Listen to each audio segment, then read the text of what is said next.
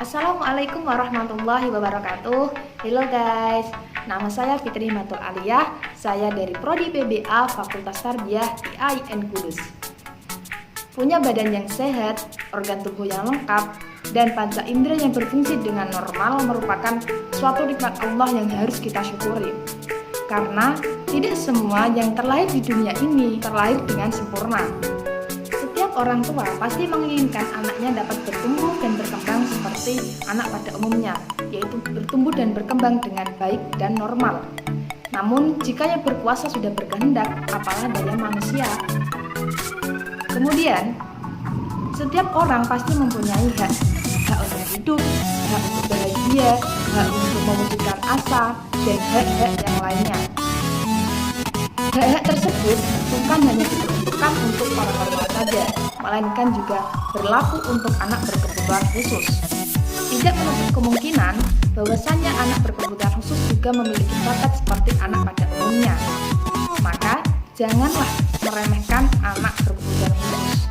Dan tidak ada salahnya juga jika kita mempelajari tentang anak difabel, baik itu dari pengertiannya, ciri-cirinya, cara mengatasinya, dan strategi pembelajarannya. Karena anak berkebutuhan khusus juga berhak mendapatkan pendidikan, bukan hanya untuk orang normal saja.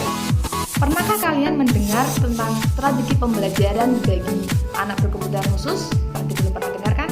Kalau belum pernah dengar, ikuti penjelasan dari saya.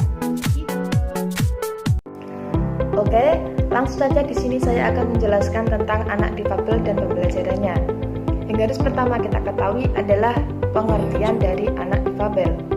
Istilah difabel ini berarti anak yang secara signifikan mengalami kelainan atau penyimpangan, baik itu dari segi fisik, emosional, mental, intelektual, dan sebagainya dalam pertumbuh kembangannya dibanding anak-anak seusianya. Sehingga di sini memerlukan pendidikan yang khusus. Selanjutnya, perbedaan dari istilah difabel dan disabilitas. Sebenarnya, disabilitas dan difabel itu sama-sama menggambarkan kondisi seseorang yang mengalami kekurangan. Namun, istilah difabel terdengar lebih halus dan sopan untuk menyebut kondisi seperti ini, karena menempatkan penyandang disabilitas sebagai orang lain yang memiliki kemampuan yang sama, hanya saja caranya yang berbeda. Sementara disabilitas hanya menggambarkan orang yang tidak mampu melakukan suatu aktivitas karena hambatan yang dimiliki. Ada istilah lain dari anak difabel. Istilah lain dari anak difabel itu ada banyak, yaitu ada ALB, anak luar biasa, ada ABK, anak berkebutuhan khusus, yang sama-sama merupakan gambaran atau menggambarkan tentang kondisi seseorang yang mengalami gangguan, baik dari fisik, mental, atau emosional. Selanjutnya adalah layanan pendidikan khusus untuk anak difabel. Anak difabel itu memerlukan layanan pendidikan yang khusus, seperti sekolah di SLB, yaitu sekolah luar biasa. Dan di SLB itu juga ada bagian-bagiannya, yaitu SLB bagian A untuk tunanetra, SLB bagian B untuk tunarungu, SLB bagian C untuk tunagrahita, SLB bagian D untuk tunadansa, SLB bagian E untuk tunalaras, dan SLB bagian G untuk cacat ganda. Kemudian yang selanjutnya adalah ciri-ciri anak difabel. Ciri-ciri anak difabel atau karakteristiknya itu ada banyak. Yang pertama adalah anak tunanetra, yaitu anak yang mengalami gangguan penglihatan, baik itu sebagian atau keseluruhan. Yang kedua ada tunarungu, yaitu anak yang mengalami gangguan pada sistem pendengarannya. Selanjutnya ada tunagrahita. Tunagrahita adalah anak yang memiliki dan mengalami hambatan serta keterbelakangan mental. Kemudian ada lagi yang namanya autisme. Autisme adalah kelainan yang menyerang perkembangan anak dikarenakan adanya gangguan yang terjadi di sistem syaraf. Kemudian ada yang namanya ADHD atau dikenal dengan anak hiperaktif. Merupakan gangguan yang menyebabkan anak tidak bisa diam dan mudah bergerak dari tempat satu ke tempat yang lainnya. Dan tidak hanya itu, rentang konsentrasinya juga sangat pendek dan sering kesulitan dalam mengikuti akademik. Dan masih ada karakteristik atau jenis-jenis dari anak difabel yang lainnya. Kemudian ada cara bagaimana menangani atau mengatasi anak difabel itu. Yang pertama, orang tua.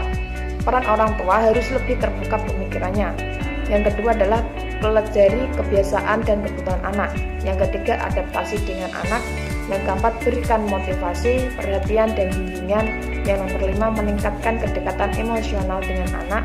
Yang nomor 6, ajari anak untuk mengeksplor keterampilannya.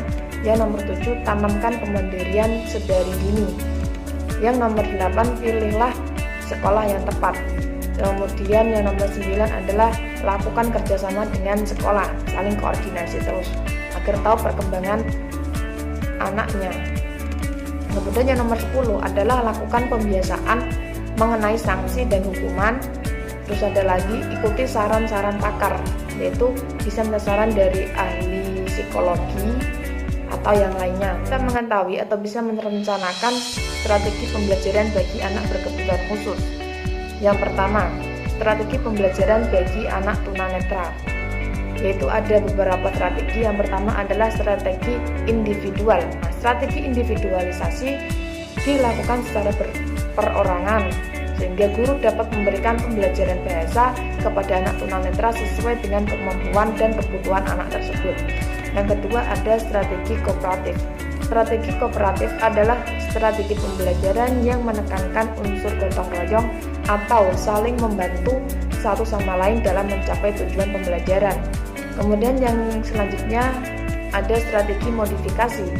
Strategi modifikasi adalah strategi pembelajaran yang bertujuan untuk mengubah perilaku siswa ke arah yang lebih positif melalui conditioning atau pembiasaan. Kemudian yang kedua, strategi pembelajaran untuk anak tunarungu, yaitu ada strategi deduktif, induktif, heuristik, dan yang lainnya. Di sini saya akan menjelaskan beberapa saja. Yang pertama yaitu strategi deduktif.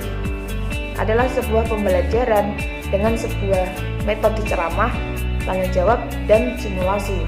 Kemudian ada strategi induktif, yaitu sebuah pembelajaran yang bersifat langsung, sangat efektif untuk mengembangkan keterampilan berpikir tingkat tinggi dan keterampilan berpikir kritis.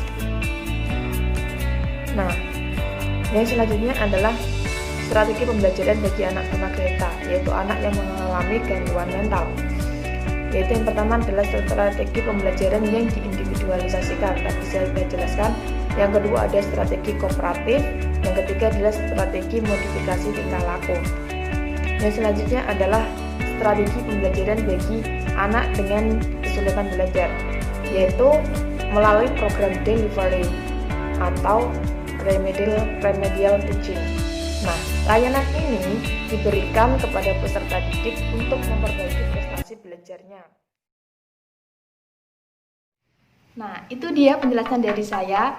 Sebelum saya akhiri, saya mempunyai satu pesan, yaitu jangan pernah meremehkan siapapun dan jangan pernah mendiskriminasi siapapun, karena manusia tidak ada yang sempurna.